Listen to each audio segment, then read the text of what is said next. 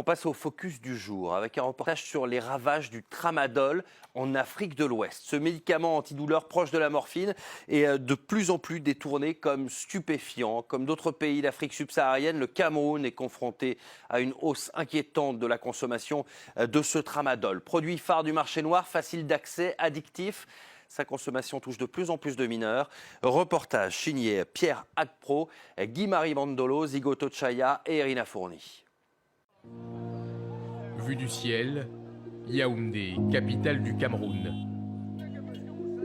Au cœur de la ville, le marché central. Un bazar où l'on trouve de tout, y compris des faux médicaments.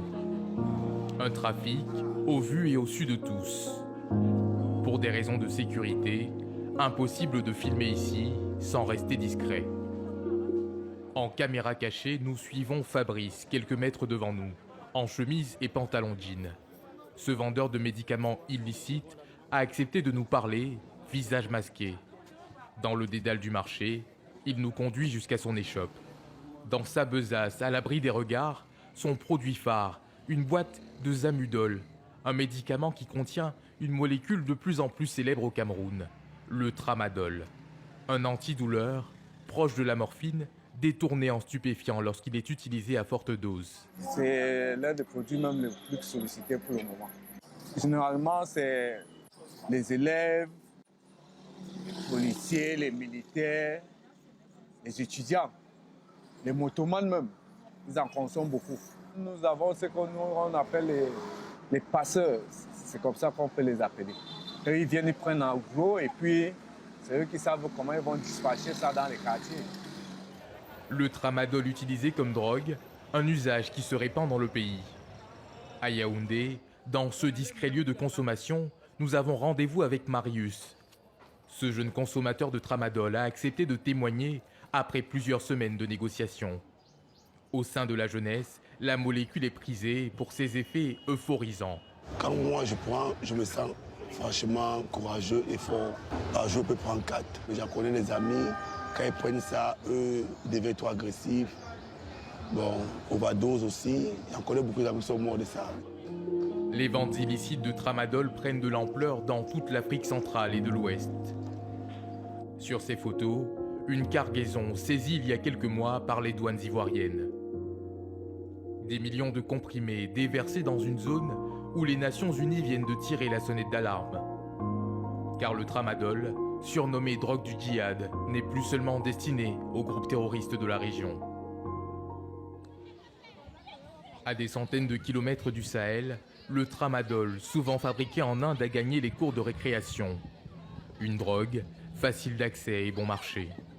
Dans ce lycée en périphérie de Yaoundé, le proviseur ne cache plus son inquiétude face à la montée en puissance du tramadol, aussi appelé tramol. Ici même chez nous, là, les élèves qui consomment, n'est-ce pas, qui boivent le comprimé de tramol, nous constatons qu'ils sont très violents envers leurs camarades, même envers nous les responsables. On a eu ici un élève qui a eu à violer une fille de 8 ans.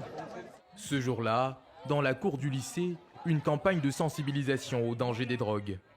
Dans notre établissement, il y a certains élèves qui consommaient de la drogue et ce n'est pas du tout important. Ça ne donne rien de bon. Provoquer une prise de conscience en milieu scolaire avant qu'il ne soit trop tard. Des initiatives encore rares au Cameroun, selon Titus, qui conduit la séance du jour. Au Cameroun, tout ce qu'on connaît en ce qui concerne les drogues, c'est la répression. Donc déjà voir un proviseur qui fait venir une organisation pour parler ou s'entretenir avec les élèves, c'est déjà bien. Le risque d'addiction au tramadol et à d'autres drogues, un danger pour la santé publique dans ce pays, peut préparer à cette menace. Dans ce quartier populaire de Douala, l'autre grande ville du Cameroun, l'unique centre de désintoxication du pays, a ouvert il y a 3 ans. Depuis, André, l'homme à l'initiative du projet, accueille près de 200 jeunes toxicomanes chaque année. Beaucoup de jeunes sont à l'intérieur, soit par ignorance, soit par simple curiosité. La personne n'est pas la famille idéale pour pouvoir trouver une solution au phénomène de drogue. Ces enfants qui prennent la drogue ne sont pas des perdus. La famille doit comprendre que c'est un malade. Et que c'est un malade qui s'ignore et que pour lui, on doit pouvoir l'aider à pouvoir changer. Plusieurs fois par semaine, des séances d'écoute comme celle-ci. Un espace de parole rare pour ces jeunes toxicomanes. Arnaud, pensionnaire de 20 ans, a longtemps été accro au cannabis.